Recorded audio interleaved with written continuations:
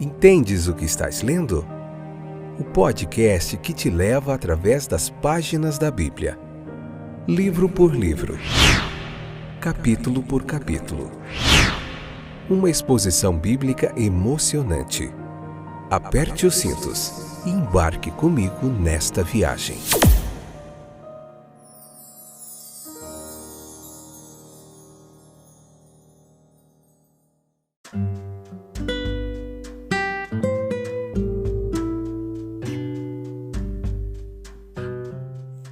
Olá, aqui é o Fábio e estou de volta com o nosso podcast Entendes o que estás lendo? Um momento precioso de reflexão bíblica, de aprofundamento na palavra de Deus para a gente poder aprender mais.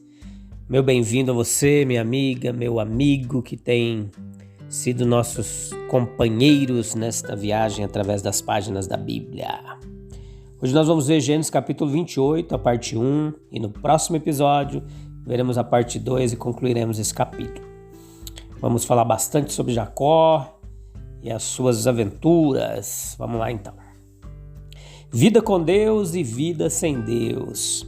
Gênesis 28, do versículo 1 ao 9 em diante, nós podemos dizer que todo o resto de Gênesis aqui, até o capítulo final, nós vamos ver muito sobre Jacó, sobre os filhos de Jacó, suas provações com Labão, com Esaú, com seus filhos, e também vai ter um foco bem grande na vida de José, que também faz parte da história de Jacó, né?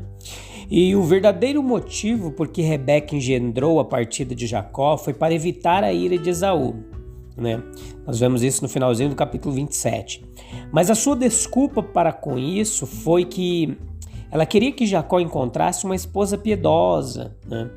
Então as esposas mundanas de Esaú causavam problemas na casa, como sempre acontece quando o povo de Deus casa em desacordo com a vontade de Deus. Na verdade, Rebeca ela planejava fazer com que Jacó voltasse quando fosse o momento oportuno, o momento certo, mas esse plano não deu muito certo, né? Nós vamos ver por quê. Jacó nunca mais viu sua mãe de novo. Mais uma vez, fé é viver sem esquemas. Todos precisamos prestar atenção a essa advertência que nós deixamos aqui, que a Bíblia nos ensina. E é maravilhoso quando o filho pode deixar a casa com a bênção do pai. Contudo, Jacó não podia contar com a fé de seu pai. Ele precisava encontrar Deus e tomar algumas decisões por si mesmo. Infelizmente, Jacó ele vai pagar caro por sua incredulidade e rebelião, e ele leva aproximadamente 20 anos para chegar ao ponto de se entregar verdadeiramente ao Senhor. Os versículos 6 ao 9 ilustram o conflito da carne e do espírito.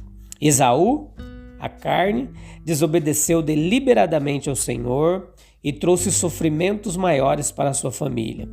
Observe que Jacó não era um jovem quando ele iniciou essa aventura. Ele tinha no mínimo 77 anos. Gênesis 47, 9 afirma que Jacó tinha 130 anos quando foi para o Egito. José tinha 17 quando foi vendido no Egito e 30 anos quando foi apresentado ao faraó. Assim some os 13 anos que José foi servo, aos 7 anos de abundância, aos 2 anos de escassez e fome, e verá que José tinha cerca de 39 anos quando Jacó foi para o Egito. Isso significa que Jacó tinha 91 anos quando José nasceu. E Gênesis 30, 25 vai relatar que Jacó ele já cumprira os 14 anos de serviço por suas esposas quando José nasceu. Isso indica que Jacó tinha cerca de 77 anos quando começou a caminhar por si mesmo, né? Depois no capítulo 28, do versículo 10 ao 22, nós vemos o sonho de Jacó, né? Onde as revelações foram concedidas, supunha-se que seriam repetidas. O travesseiro de pedra sobre o qual ele repousava a cabeça cansada pode ser transformado pela visitação de graça divina no lugar do encontro entre o céu e a terra. Os raios da manhã, rompendo o refúgio sombrio da noite, são transfigurados em um sonho de bênção da aliança. A escada colocada na terra, onde o topo alcançava o céu, anjos de Deus no caminho da mediação, subindo e descendo, realizando as necessidades e serviços do homem de Deus, trazendo as mensagens de consolação, as concessões de ajuda e libertação. Eis que o Senhor estava acima disso, como a fonte de todas as bênçãos, estando pronto para trabalhar por seus escolhidos. Essa é a primeira comunicação direta de Deus a Jacó, a primeira de uma longa série de revelações das quais ele foi o destinatário. É uma renovação da aliança feita com seus pais. É uma republicação das promessas de Deus à família de Abraão, aos seus descendentes. Mas precisamos ouvir o Senhor nos dizer: eu sou contigo, não te deixarei. Especialmente quando nós estamos na jornada da fé, quando estamos obedecendo ao mandamento de Deus e do Pai e da Mãe, falando em seu nome, um lugar como o que Jacó encontrou pode ser dado a nós.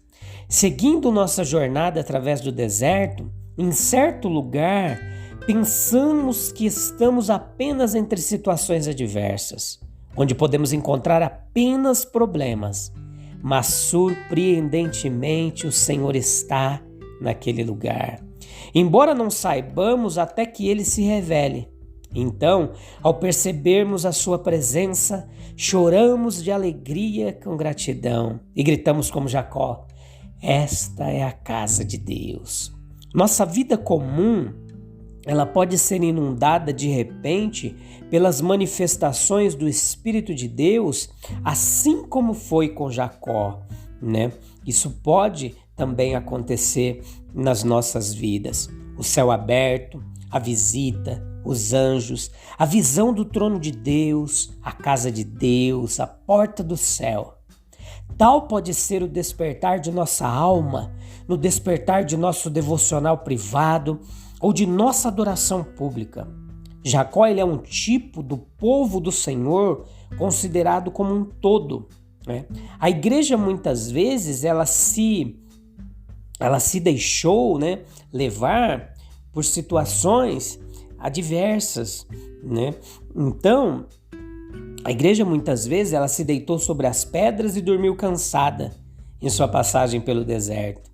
E o Senhor revelou a escada de sua aliança, conectando aquele mesmo lugar e tempo de adversidade com o trono da graça e com a glória dele, e os anjos subindo e descendo.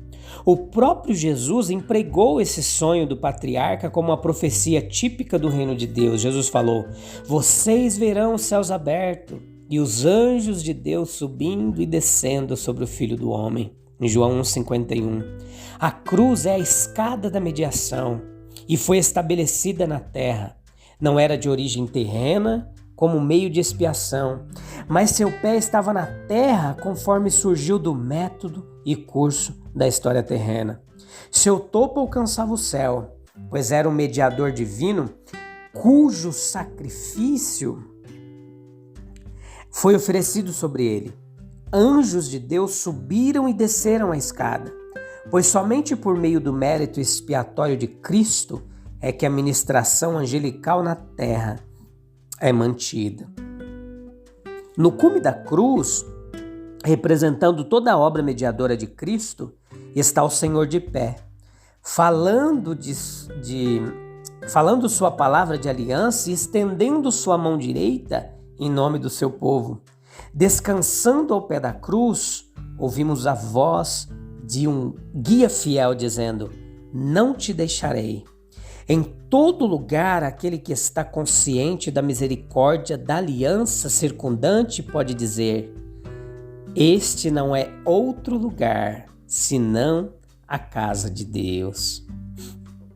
Então nós vemos também aqui uma escada para o céu. E ele sonhou, no versículo 12 em diante do capítulo 28, nós vemos que ele sonhou e eis uma escada colocada na terra. O topo dela chegava ao céu. Jacó, com medo de sua vida, ele sai de casa. O último beijo de sua mãe é dado durante o dia. Jacó avança alegremente. A noite chega demoradamente. O caminho não é mais distinto. O vento sopra tristemente. Uma sensação de solidão se apodera dele. O medo de Esaú o assombra a todo momento. Ele vê a figura de seu irmão atrás deste arbusto e daquela pedra. Esaú fugiu para matá-lo naquele local solitário, será? Ele treme a cada sombra e estremece a cada som. Ele pensa no Deus de seu pai e sua mãe e ora. Ele se deita no deserto quase sem abrigo.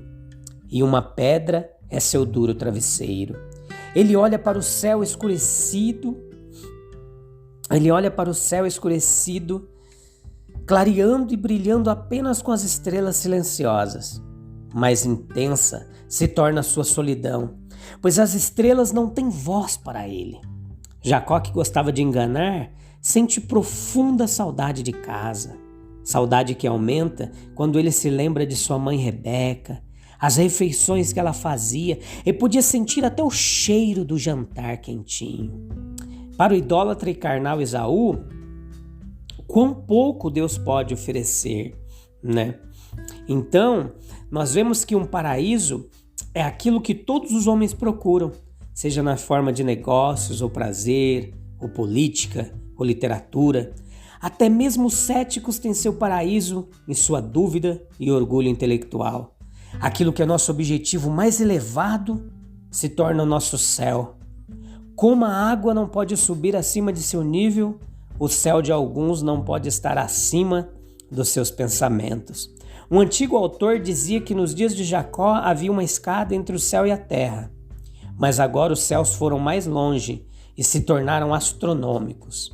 As descobertas materiais da ciência moderna tendem a diminuir o sentido das realidades espirituais, né?